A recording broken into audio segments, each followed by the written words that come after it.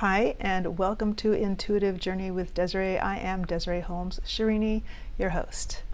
And I would just like to say I'm happy that you're here listening, and I hope that some of the things that I share with you give you some food for thought and some perspective. Something I've been thinking about, and my food for thought recently, and as I'm recording this, it's December of 2020. And as my last few broadcasts have brought up, it's during the coronavirus event. And so many things, both I would say good and bad, have come out of so many changes. But something that has been coming to mind to me about the businesses being closed, some of that is life's purpose. And there's a small leap between what's been happening and individual feeling of being purposeful or having a reason to be alive. And as it's been shown, there's been quite an increase in suicides, in alcohol, in drug use that has come along with some of the changes, restrictions, and failed businesses that have come out of this. So my talk today is not just about those things, those changes, etc. It's about the bigger picture. But what's happened recently in these last 9-10 months has really brought it to the forefront of my mind. And it's about people and humanity and humans and how we experience living on the planet in our human bodies and our relationships. And one of the things that you'll often hear is people are looking for their raison d'etre, the reason for being, their passion, their purpose. It's a very common thread throughout history of humanity, that especially I would say since the time of safety already being there, that people are like, why am I here? What is my purpose? And without that sense of belonging or purposefulness, many people suffer from mental illness. They suffer from depression. They don't do well. And there is something in us, a core need to be needed, really, to be providing. And I think that's part of our unity. That's part of our oneness here on the planet, either within a family, within a friendship group, within a community, within a country or the world as a whole, is that people have a benefit and a need, most people, for doing something and providing something to their fellow human being, to being of service or to being whatever that might be, either being creative, to being a mother or a father, a sister, a brother, a good friend. It could be someone who creates or invents things to make life easier for others. And when that opportunity is taken away, and it's an opportunity, it's not a work or providing a service or being of use in society. It's an opportunity for the individual to feel a sense of worth. And that opportunity has been taken away from many people during this. Say someone who's worked their whole life to build a business and identifies with that business and the service or their customers. They didn't do it necessarily just because they could or they wanted to. They built something based on what someone else would find value in. And that's what a business is. That's what a business exchange is. And that's what human exchange is a relationship. And businesses aren't just capitalism. They are a relationship with the customers and with the society and with those who market their business. So there's a sense of worth to the business owner and to those people that work at the business as far as providing help, service, what an experience, whatever it is they do in that business. And lost businesses are an attack on many individuals' sense of worth. I know that especially if somebody's been working their whole life, and so my heart goes out to, and my empathy is so much with these people with the small businesses, that was everything they had. I've been watching the news about restaurants trying so hard and spending money just to keep up with the demands of the hoops that they need to go through in order to stay open, and then just to have maybe new mandates that they can't even do that. It has to be quite frustrating, and there's a word for it, demoralizing. And we all probably know that feeling when you've done all the right things and it still didn't work. When you've tried so hard and it still didn't work. It's very demoralizing, depressing, and it's like it takes away, like I say, that reason for being. And there is an ideology that is proposed by some in the global environment, that the idea that, people don't really need to own anything, to do anything, to have a business, that the government provide for them, and then they don't have any belonging. That's I don't even know what that's called. Is that socialism? I'm not sure. Is it Marxism? I'm not great with these titles, but in thinking about that ideology, it brought these feelings up to me, is that prevents that opportunity for the person to express that innate need and desire to be of service, to mean something, to have something that they do. Now, so I think it takes away. It doesn't provide, it takes away opportunity.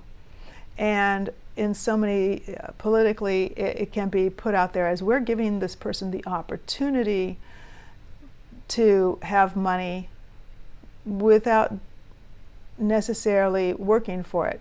There are certainly cases where that's necessary, interim cases, people that can't work, support where it's really needed.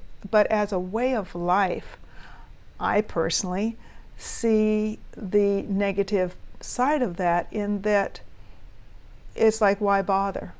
Why bother if it doesn't really matter? And then that will trickle down to, I don't really matter for someone who just gets paid anyway. Now, I'm not talking about people in need. I'm not talking about interim support. I'm not talking about any of that.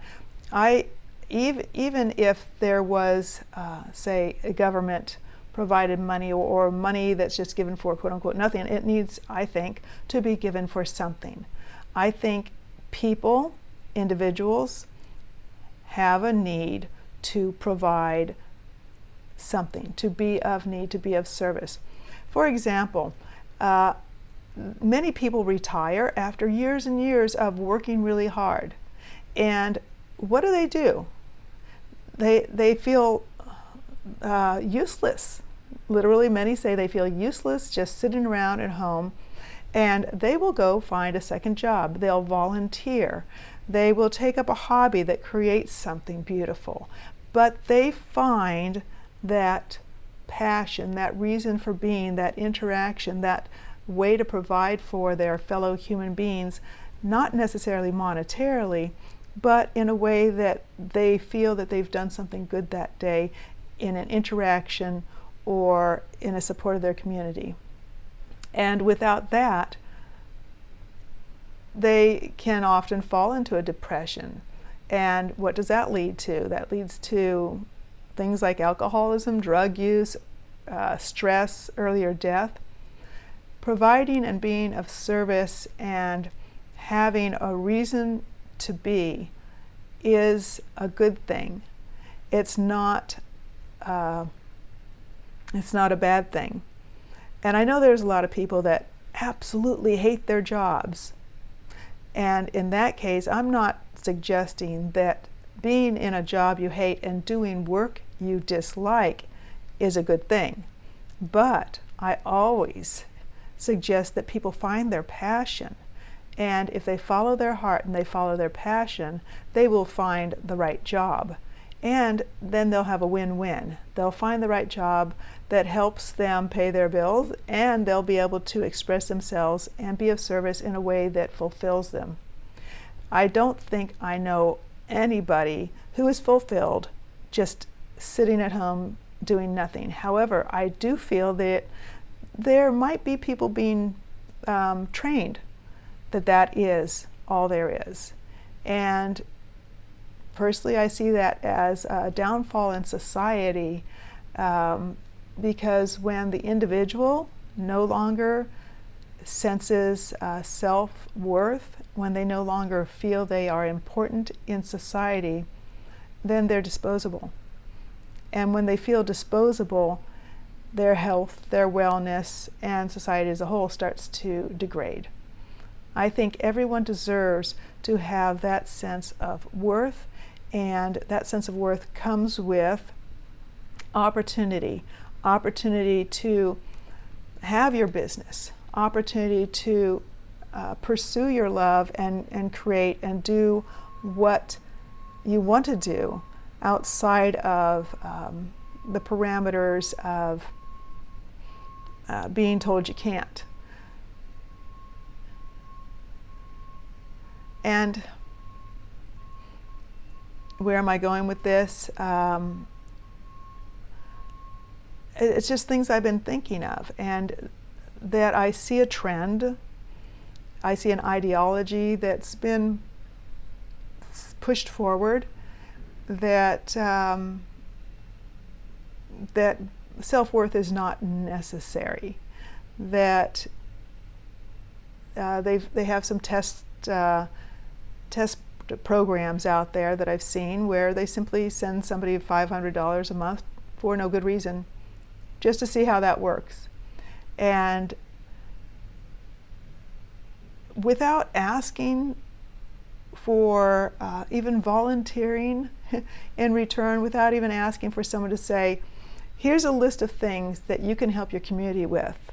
And when you get $500 a month, choose one of these things to help your community with, and there's an exchange in this community of energy workers or that sort. We talk about an energy exchange because people will not value something for nothing.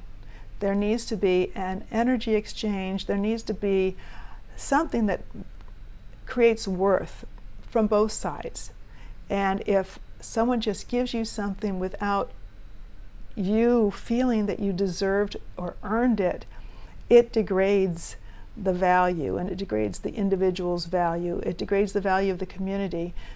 And then people will begin to say, well, why should I do anything?